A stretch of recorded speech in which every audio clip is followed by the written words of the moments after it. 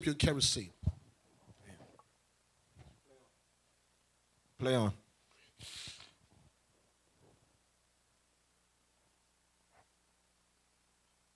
A large steam dryer and then fumigated with toxic pesticides inside the gas room. Go back a little bit.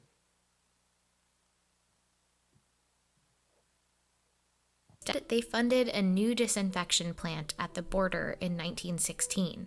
In this facility, every immigrant considered a second-class citizen had to strip naked. Their clothes were sent to a large steam dryer and then fumigated with toxic pesticides inside the gas room. An inspector would check each person's body, including private parts, for lice. If they found lice, immigrants would have to shave their head and body hair. So let me ask you a question. You know how my mind works. I paint the picture. You think anybody wasn't sticking his finger up their butt, sticking them women's vaginas and whatever? You understand when you fumigate those clothes, all that clothes is poisonous now, and they put that back on their body. Even right now, you go spray Roundup to kill the weeds around your house. Don't mess with that stuff. Don't mess with that Roundup, spray that stuff. You breathe that stuff in, people end up with friggin', what's the cancer again? I forgot the name of it, the cancer. Anyway, they have cancer cause. It's big, you could Google it. So don't ever spray Roundup to kill weeds around your house, especially if you don't have no mask on. And I'm not talking about those little fake masks that you wear with the poke. I'm talking about those, what's it called again? Like the N95 or whatever. Whatever, the thing on the side you're breathing, you know. Oh, the what you call it? Yeah. Right. So now they spray his clothes, then they give it back to them. You think they said, Mr. Rodriguez, this is yours, and Mr. Cortez, take a pair of pants, take whatever, you put whatever you on. Put it back on, and you walk around with all that pesticide seeping into your skin. People's dying of all kind of diseases behind that stuff. This is a light version of it. Just like slavery, they give us the stuff we watch on TV is the light version of what really happened. Right. Old mind can't conceive what really happened to old people. Get it? Don't get mad. This is the history. Right. Like you act like I didn't make that picture. You know, I didn't write this story. I'm just narrating what I'm seeing. Let's go. Play the video. And bathe in a mix of kerosene and vinegar. Some even had their eyelids checked for things like pink eye, and many had to complete puzzles or simple IQ tests to prove that they were fit for entry. After this process, they'd receive a ticket as proof that they were disinfected, but they would need to go through this every 8 days in order to re-enter the U.S. So many people didn't speak about it. They didn't talk about this humiliating process, like they kind of internalized it. It's that psychology of shame. The toxic baths and dehumanizing inspections at the border set the stage for a revolt, led by the 17-year-old maid from Juarez who defied the order to bathe. Carmelita Torres I've compared her to the Rosa Parks of the border. In the morning of January 28th, 1917, there's this electric trolley full of mostly women that are crossing every day. She convinces the majority, if not all, the women in that trolley to just say no and to refuse. And they start a spontaneous protest. There are accounts that in addition to the humiliating delousing procedures, for women, there was also sexual humiliation. There were rumors that, when they entered the plant and then they were told to strip, officers were taking their photos and then posting them in bars. So I can't even imagine the kind of feeling, like the feelings of violation and the feelings of outrage. She was called an instigator, a ringleader, but she was Go back a little bit. A young woman go that back. was just... Okay, right there. Don't pause it. And the feelings. Let's pause it. So, you think they was just taking pictures? That's what I said. They was smashing. Carmelita Torres like the pinchy gringo. No, they ain't touching me. They was smashing. They had enough of that stuff. They wasn't going. Now, sidebar. That's not what I want to talk about. What I really want to talk about is her. Who moved it? I'm going crazy. I just pause. Who had the bright idea to move it? Okay, go back a little bit. Now play it and stop when you get to her. Rumors that, when they entered the Keep on playing. I'll tell you the plant, and then they were told to strip. Officers were taking their photos and then posting them in bars. So I can't even imagine the kind of feeling, like the feelings Stop. of violence. Okay, so sisters, let me help you all out. Not you all, but this is the reason why you don't get tattoos. Because you get old and they start looking like that. It's a sin. It's a sin, first of all. You can't print marks on your body. But these women, all you young girls getting tattoos, and then you get old, your breasts be sagging, the tattoo be all hanging down to your ankle.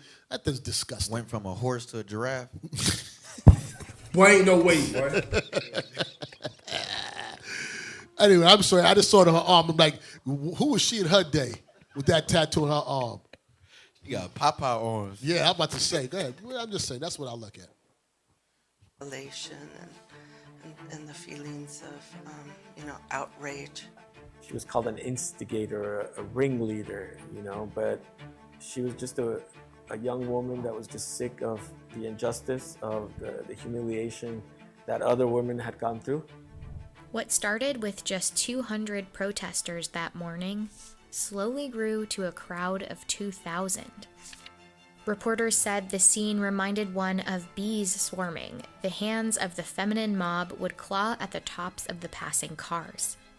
When the American officers tried to disperse the crowd, they were met with bottles, rocks, and insults. Protesters even laid down on the tracks in front of the trolley cars to create a blockade. They were joined by men in what's called the Bath Riots, and they shut down this border for 2 days. And then all you hear is that the ringleaders are arrested, and a few of the men are publicly executed. As for Carmelita Torres, it appears like she was thrown in prison, and as historians, we don't know what happened to her afterwards. We've lost every trace. Hey, the we know. fumigations didn't stop. Pause it real quick. We know what happened to her. Like we can't understand Like- that. We don't know what Tell happened. me what in those times, right? What leader that stood up for their people that did not get executed, Right. or exiled, or just vanished and get missing? Right. Because they're like, oh, we don't know what happened to her. They're like, oh, some men were publicly executed. Guess what? They had their way with her, Right. and they said, And they That's made an it for example out of her. Of Best course. believe they made an example out of her because, like you said, anytime a revolutionary steps up, speaks up for the oppression of their people, they make an example out of them. We had Nat Turner, all these great leaders that we had, right? Malcolm X, Marcus Garvey, Martin Luther King, they all did the same thing. Look at even the prophets in the Bible. The prophets in Same the Bible, thing. same thing. You in the spirit. You in the spirit. The same thing. That's their fate, okay? After the riots. In 1917 alone, over 100,000 Mexicans were deloused at the border. That same year, an immigration law made border procedures even more rigid. Immigrants at all points of entry needed to have a passport, take a literacy test, and many would have to pay an $8 head tax. And later that year, the U.S. Public Health Service laid down instructions for border agents about who should be kept out of the country. Imbeciles, idiots, feeble-minded persons, physical defectives, persons afflicted with loathsome or dangerous contagious diseases. The discriminatory policies at the border resembled horrific events elsewhere in the world. In fact, while researching this, David stumbled upon a detail. The fumigation of Mexican immigrants wasn't just reminiscent of Nazi Germany, it was directly linked to it. It's not so much that the United States was copying Nazi Germany. It's the opposite. Stop. So for you Mexicans out there, you guys were the guinea pig to what happened in the Holocaust. Right. And they to this day, they commemorate the Holocaust. Right. But where's the commemoration and the remorse for what they did to our brothers and sisters down in the border? Right. They gave you Cinco de Mayo. Damn. Damn. Give you sin. Damn. Yeah, you got you get 50 cents Coronas. But that's why it's so important, all y'all that's tuning into this, that you teach your children, stop giving them all these social media, Instagram accounts and all these things like that. These are the things that you're supposed to be teaching them, because I'm finding out, just this week, about this I never knew anything about. But we go to school every day, what we was taught when we was young, about the Holocaust, about us being in slavery. But now we having hidden Jews that we're bringing out now. That's why it's very important that these children heads need to be in the book. We can read now. That was Esau's biggest mistake, is to allow the black, Hispanic, and Native American man to read. Now that we're reading, we're pulling out all this information and we're blasting you every single time we get a chance, Esau. Hey, real talk. When you get a chance, not here, but everybody listening, look it up on your own. In Puerto Rico, and I think this was like in the early 1900s, they were offering free dental care. And what they were doing was sterilizing a woman. They would put them under and sterilize them because they was trying to stop the population growth. So it happened in Puerto Rico too. This is a concerted effort by your enemies to depopulate, to dehumanize, to stop us as a people. And I tell you, one of the biggest technologies today is that now, because we speak different languages, Spanish, English, and French, we think we're different people. Meanwhile, we're in the same slums and ghettos, same prison houses. The same things are happening to us.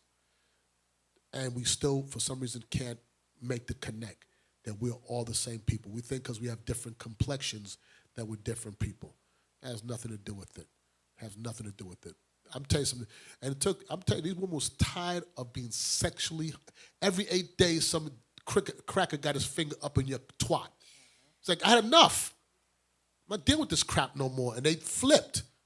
For the women to flip like that, trust me, they was being abused. Tired of this stuff. 17 years old, I've got to go through this stuff. I'm young. Some of the older ladies, like, whatever, they had enough of this stuff. They dehumanize you. And you know Esau's sick. They sleep with dogs and all kind of animals and whatever. They don't got nothing. Please, they sleep with goats. Anyway, let's move on. Let's finish off the video. Nazi Germany was copying the United States.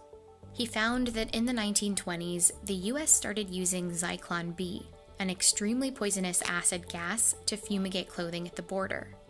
And in 1937, in a German pest science journal, a scientist called for the use of Zyklon B in Nazi disinfection chambers. He included 2 photos of El Paso's delousing chambers as an example of how effective Zyklon B had been at the US border to kill unwanted pests. The same scientist pushed to use it to disinfect concentration. Stop. Hold on. Gerard Peters. Thank you. Go ahead. Camps. And eventually, it was used in concentrated doses to murder millions of people. People, rightly so, say you can't compare what happened in Nazi Germany with other parts of the world. And that's true. In terms of Zyklon B, it was used on the border not to intentionally kill Mexican border crossers. But Stop. And that's the problem. I told you, Christianity. Christianity is why he's saying that. You know what he's trying to say? Listen, that wasn't right. So what do you think it was? Right. You think they just want to wash your clothes for you? You think that's all it was washing your clothes? If they was really concerned about the spread of lice or whatever it might be, all right, fine, okay, whatever. You're going to tell me that having an open strip search and police, or they check you and find, it's not like there's like, you know, this is a registered nurse or a doctor to treat you. It's Chuck, the patrol guy, with his nightstick. What do you think this was about? And then this guy, here we go. This is why we're in a condition, because he just can't call it. You know what? With Holocaust, them Edomites that was going against the other Edomites, they still to this day is like, you killed my great-grandfather. Right. Your great-grandfather, and I want to kill you now. They still, dudes be 105 years old, they be dragging them off to prison. They're still looking for them. But here you go. Why? Because you got white Jesus on your mind. I tell you, man. Christianity is white supremacy. And not only he has white Jesus on his mind, he thinks he's an Edomite. Right. That's the problem. He's like, yeah, it wasn't intentional. Yes, Negro, it was intentional. Damn. They don't like you.